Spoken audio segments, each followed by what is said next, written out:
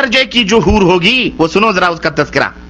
تم یہاں میلی کچیلی بیویوں کو پا کر اللہ کو بھول جاتے ہو اور سڑی گلی عورتوں کے اوپر دل پھینکتے ہو نا کہ تم عاشق ہو گئے, عشق ہو گیا, لب ہو گیا, میں لب کرتا ہوں.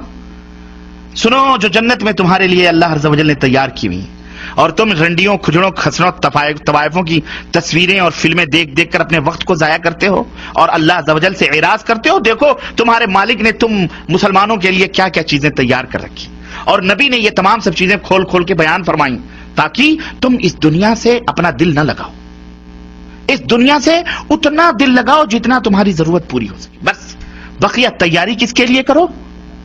اس جنت کو حاصل کرنے.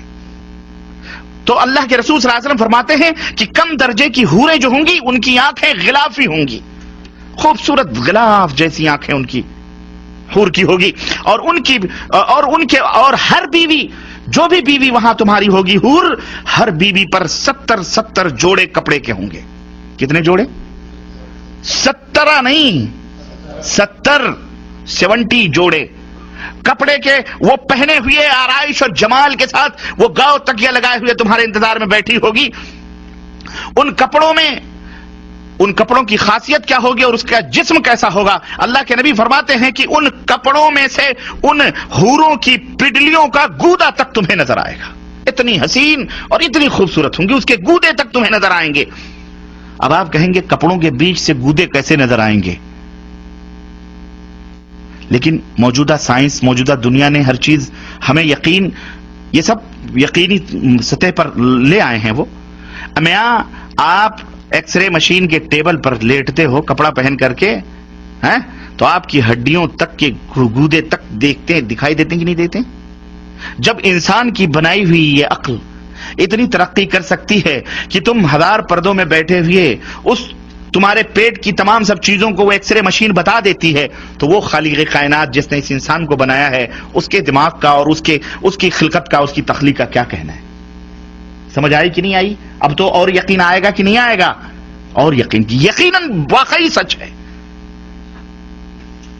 اور تمہارا آئینہ کیا ہوگا معلوم ہے؟ شیشہ جس میں تم اپنے چہرے دیکھتے ہو.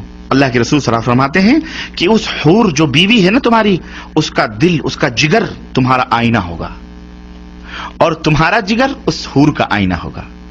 وہ تمہیں دیکھ کر سجے سنورے گی اور تم اسے دیکھ کر سجو گے اور سنورو گے. جنتی بھی جب بھی رخ پھیر کر اس کی طرف دیکھے گا اس کی آنکھوں میں 70 گنا حسن زیادہ پائے گا. ابھی بیٹھ کے وہ دیکھ رہا ہے, پھر ادھر پھیر کر کے پھر جب دوبارہ دیکھے گا 70 گنا دگنا حسن اس کے اندر پائے گا. تم کہاں پڑے ہوئے ہو مسلمانوں, کہاں سو رہے ہو؟ یہ جو حسین اور خوبصورت حوریں ملیں گی کیا صرف چومنے اور بغلوں میں بٹھانے کے لیے ملیں گی؟ نہیں, آپ ان سے ہم بستری بھی کریں گے, مزے لیں گے. یہاں سے کہیں زیادہ لذت وہاں حاصل ہوگی.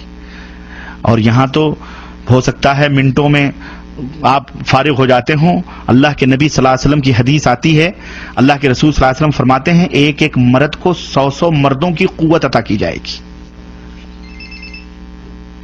خوش ہو جاؤ, اللہ ہم سب کو جنت میں جگہ عطا فرمائے. غلام میرے بھائیو, حفت الجنہ بالمکارہ.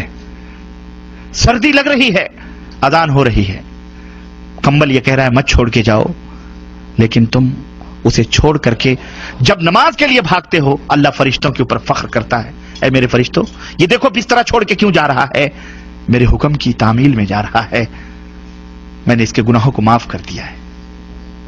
واللہ اس جنت کو حاصل کرو. یہ حوریں صرف دیکھنے کے لیے کوئی شو پیس نہیں, شو کیس میں بیٹھ سجانے کے لیے. جیسے چاہو گے استعمال کرو, دبا کے 100 مردوں کی قوتیں. اور ایک نہیں, ارے جناب ایک تو جب پیٹ بھر جائے گا تمہارا تو دوسری ایک روایت میں آتا ہے تمہارے کندھے پر آ کر کے ہاتھ رکھے گی اور تم پلٹ کے اس کو دیکھو گے تو جو تمہارے نیچے ہے وہ کہو گی اس سے زیادہ حسین تو یہ ہے.